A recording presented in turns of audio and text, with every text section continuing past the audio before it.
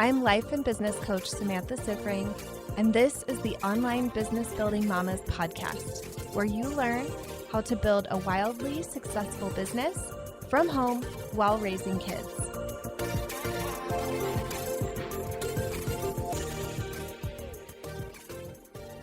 Welcome to another episode of the Badass Mother podcast. I am going to be sharing a past blog post with you, and I'm going to be going off script, I'm sure, as I go through it. But I have been getting this question so much lately about how to grow an audience and how to grow a Facebook group in particular. And my group will be hitting 5,000 over the next week or two. So it seemed like the perfect time between that benchmark and the questions to share some of my thoughts around how to build an engaged and really special group. I get a lot of praise and acknowledgement for my group, for how quickly it's growing, for the quality of the group, for the value of the group, and for the quality of the people in the group and the relationships that have been formed from the group. I see a lot of the reasons that people are coming to my group are recommendations in other groups and in other courses, which is amazing and really, exciting to see. The other main source, and I would say at least 75% of the people who join my group come from Facebook telling them that they should grow my group. I have really figured out how to get Facebook to like me and like my group and want to recommend it to other people. So I'm going to be sharing all of those secrets with you here. And I just want to really encourage you that the first time I wrote this blog post about my group, I had under 1,000 members, but the group was so unique and so valuable to me and to other people that I felt like I was qualified to talk about how to grow a group. Now it is, like I said, almost 5,000, and I get right now, I would say, about 300 requests to join per week. And like I said, most are coming from Facebook. Many are coming from the owners of courses and that kind of thing recommending the group. So it is definitely a audience that is building itself at this point. It was not always that way, so there's going to be a lot of guidance for those of you who are just starting out or who, maybe you've had your group for a while and it's not where you want it to be. One quick thing before we get into this, I also see a lot of worries when people are thinking about growing an audience or their Facebook group. People are concerned if they start a group or something like that, it's going to be really draining, really exhausting, overwhelming. They're going to have to be in it all the time, or they're going to have to be dealing with spammers all the time, or that they're going to be giving away all of their knowledge for free in the group and no one's going to hire them. Or maybe if you've had a group for a little while, you may have some fears that it's never going to grow or it's never going to thrive. So I just really want to encourage you on these things, that these are all things that you have control over. These feelings of being drained, exhausted, overwhelmed, these come from your thinking, the way that you think about your group. Spammers, this is something that you control, and yes, it is annoying to have spammers in your group, but if you have solid rules for your group, you can just delete those posts or have a VA delete those posts, delete those spammers, and be done with it. It doesn't have to be a big dramatic thing, and you control what you share in your group. So Don't let these fears stop you from building an amazing audience, whether it's a Facebook group or something else. And I do want to encourage you, if you are not somebody who wants to build a Facebook group, that you can take these tips to build an audience anywhere. So this is going to be useful for you no matter what, wherever you are trying to build an audience for your business. You can take these tips and you can use them to be really useful. Okay, number 1 tip is that you set the tone. So from the actual group rules to the way that you welcome new members or new followers, to how you interact with spammers or haters or whatever, you set the tone for the audience. You are the leader of this. And people in there are going to follow your lead. So my group, we have a motto. It's be a real human. People don't like to buy from spammers or weirdos. They like to buy from real humans that they know, like, and trust. So be one of those people and you will get clients. And what I've really noticed is the more that I am willing to talk about that, and I used to engage with spammers quite a bit and try to reform them, and there really was a culture around that in my group. And that's actually really fun to think back. As I'm looking through my notes now, I'm thinking, oh, that was really fun when I had a lot more time for my group. But trust me, when you have your own group, when you have your own audience, you're going to have your own philosophy. You're going to have your own opinion about how things should be. And if you share that, and if you bring that, and if you set that tone, that will be the group's culture. That will be the kind of people you're attracting. That will be the kind of behavior that's acceptable and that's promoted and will really become a part of how things are in the group. So you will get to a point where, like I am now, I don't engage with the spammers as much. I delete it and send them a note like, this was spam, no thanks. And a lot of the people in my group will report if they see spam. Like, they know this is not okay. This is not what this group is about. Report, you're out of here. So remember, you set the tone. You get to decide what the culture of your group is going to be by taking the lead. The second tip is you've got to come up with a plan that you love. So this is kind of thinking about a marketing plan, thinking about a plan for engagement in your audience. I do not want you trying to reinvent the wheel every single week or every single day that you're posting. The most successful groups with high engagement have daily themes that you can repeat week after week, mixed in with fresh value and fresh entertainment posts. So take a look if you're trying to think about this, and this could be for your Instagram, this could be for your business page, this could be on LinkedIn in a group, in a Facebook group. Don't feel like we're stuck on Facebook here. But take a look at other groups out there or other accounts out there and see, what are your favorite days? What are your favorite prompts out there? What do you want to repurpose for your own niche, for your own topic? And then think about, what do you wish other people were doing? What do you wish you saw in another group?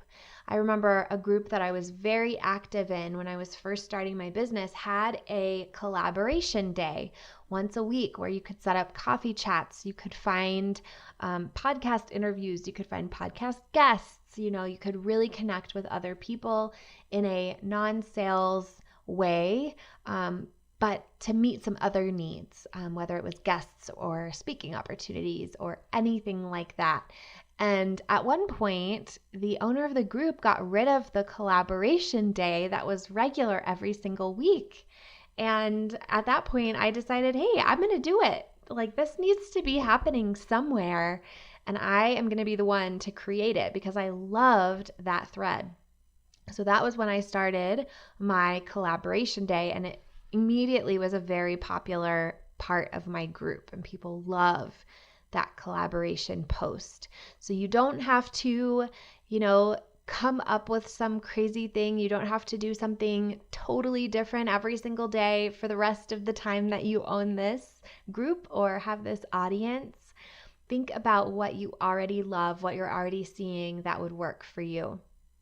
I also recommend that you create a quick little graphic in Canva or elsewhere that matches your branding and fits. So do this for each day. Save them in a very easy place on your phone or on your computer so that you can post every week and that you're really simplifying this, or you can have a VA do it. That is what I do now. I ran mine for a very long time, all on my own, and I have a VA now who does those weekly posts for me.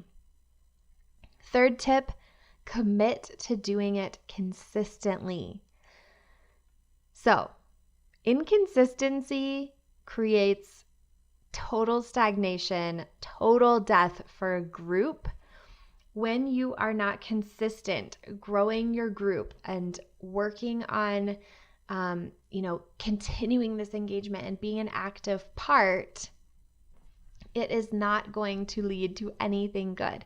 Like I said before, you set the tone. So when you aren't consistently engaging, other people won't either.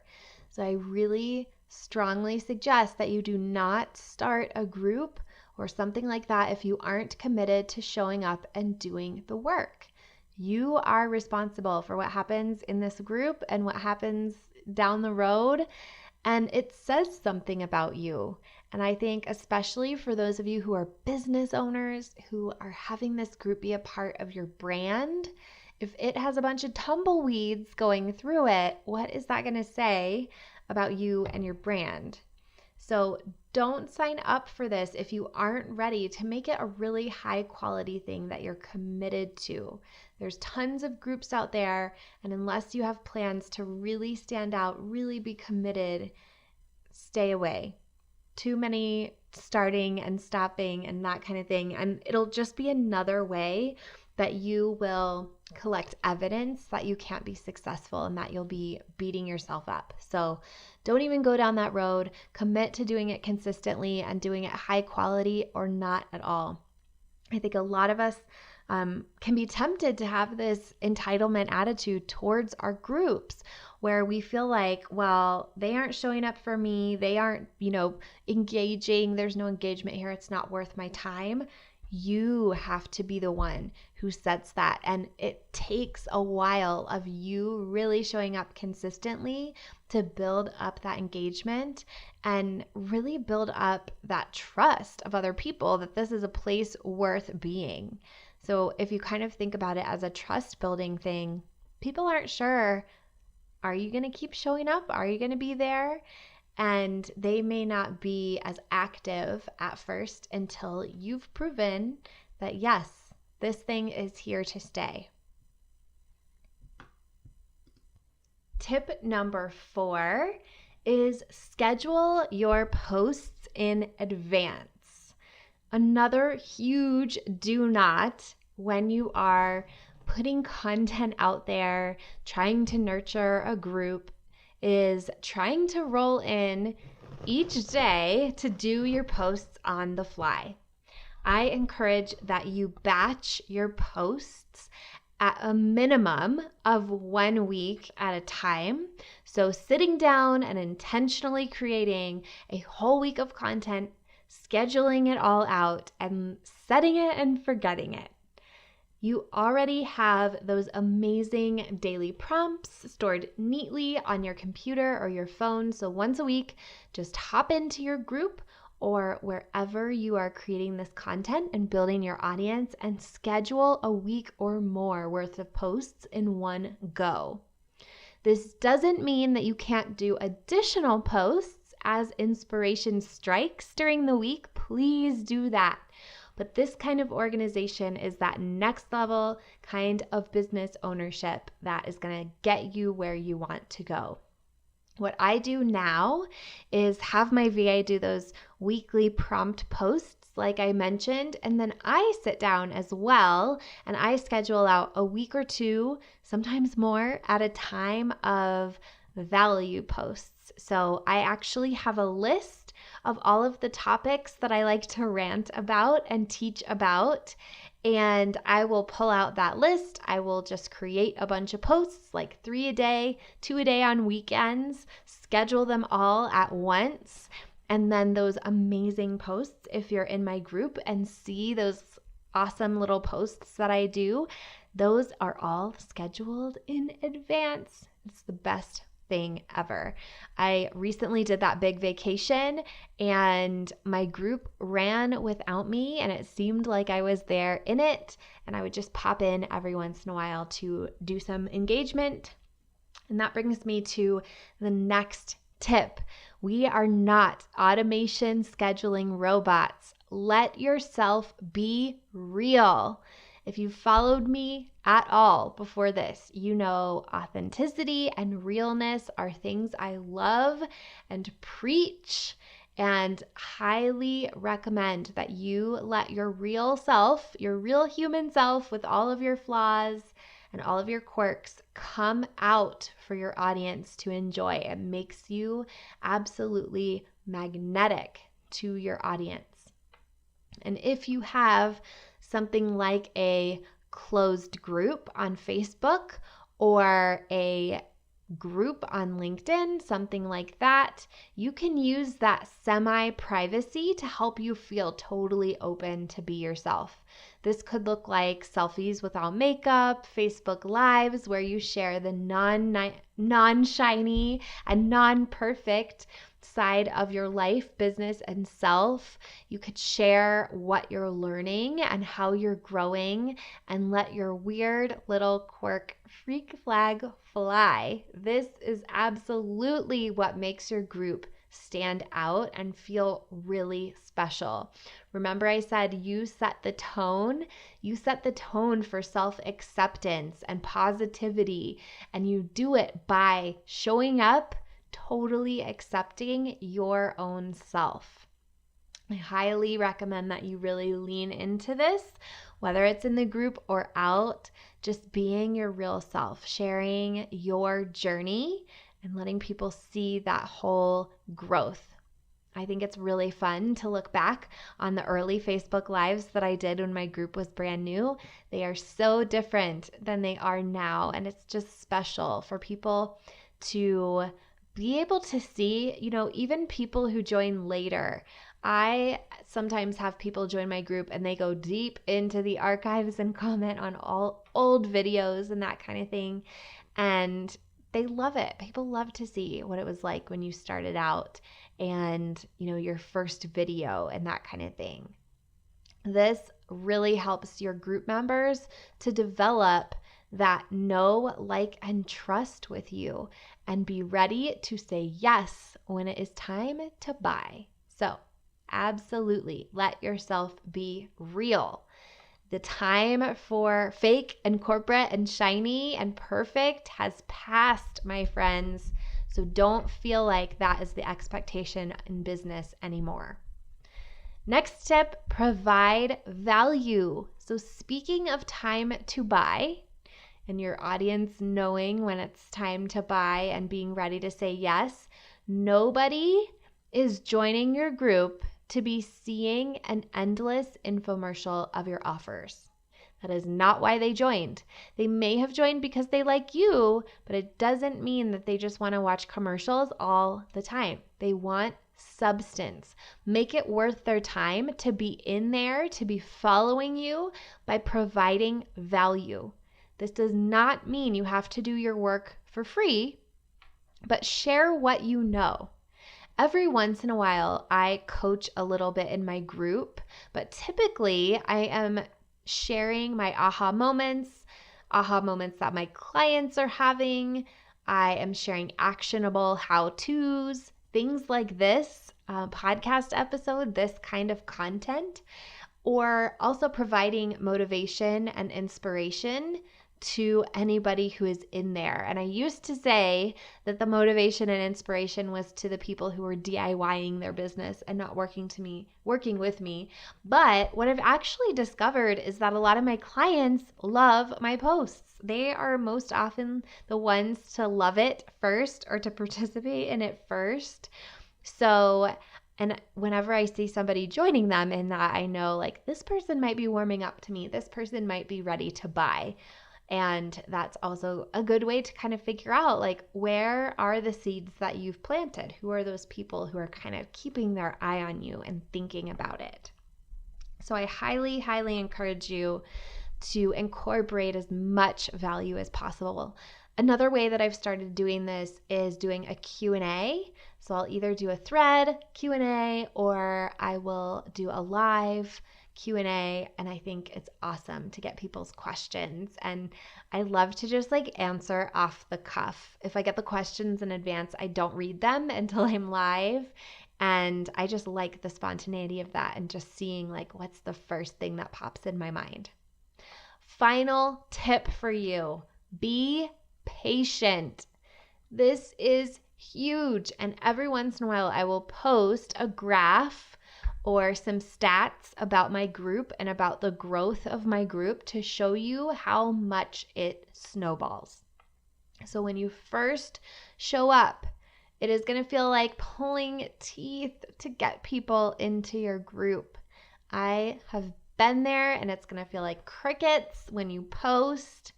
But trust me, this snowballs. The rate of new members that you have is going to increase over time. I showed up consistently in my group for a couple months before any momentum started building. Yes, it was a teeny tiny group, and I actually marketed my group that way. It was a selling point. The people who joined my Facebook group in January, February 2018 were almost getting the same level of value that a group coaching program people would get or that a mastermind group would get.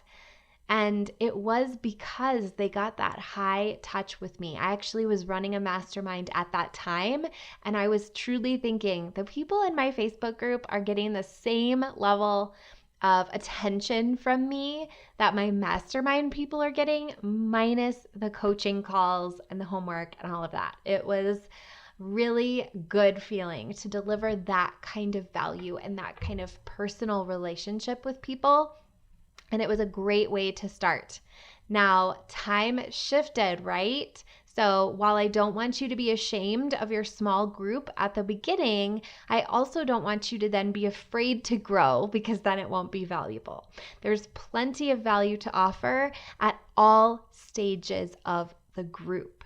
There's so many different ways you can show up that are way more fun and way more valuable when the group is bigger.